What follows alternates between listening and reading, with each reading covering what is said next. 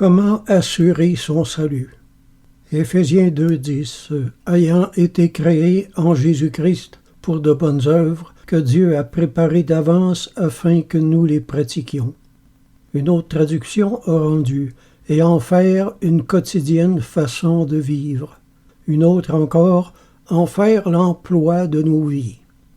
En Romains 6,13, il est encore écrit « Donnez-vous vous-même à Dieu, comme étant vivants de mort que vous étiez, et offrez à Dieu vos membres comme des instruments de justice. » La pratique personnelle que j'en fais est celle-ci.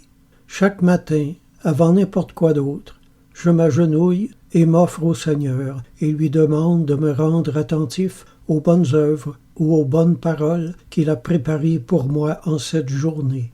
Je suis à son service, je suis un serviteur de Dieu et je m'efforce de remplir mon rôle. Le soir venu, je repasse ma journée dans mon cœur et je regarde si j'ai tout fait ce que le Seigneur me demandait et m'inspirait. Lorsque j'ai tout accompli ce qui se présentait devant moi, je m'endors en paix. Sinon, si j'ai été négligent ou paresseux, je m'en confesse et promets de mieux faire le lendemain. Et je m'endors encore en paix. Cette vie est vraiment agréable. Savoir que chaque jour nous avons fait un peu de bien à quelqu'un et contribué à la gloire de Dieu. Je me sens vivant et fidèle au Seigneur. Dieu donne réellement une raison d'être à la vie de ceux qui n'en avaient pas. Apocalypse 19, versets 7 et 8.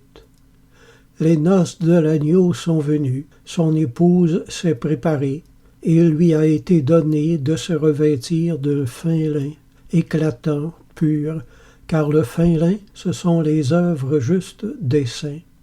Apocalypse 3, 18. Je te conseille d'acheter de moi de l'or éprouvé par le feu, afin que tu deviennes riche, et des vêtements blancs, afin que tu sois vêtu et que la honte de ta nudité ne paraisse pas. Apocalypse 2, 5. Celui qui vaincra sera ainsi revêtu de vêtements blancs. Je n'effacerai point son nom du livre de vie, et je confesserai son nom devant mon Père et devant ses anges. La foi au Christ n'est pas la fin de la quête spirituelle, mais son commencement.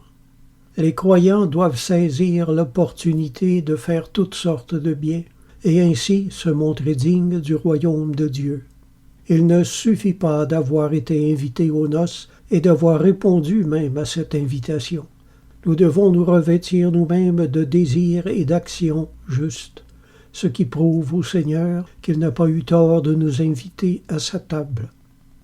La mort nous dépouillera de nos biens et nous habillera de nos œuvres. Amen.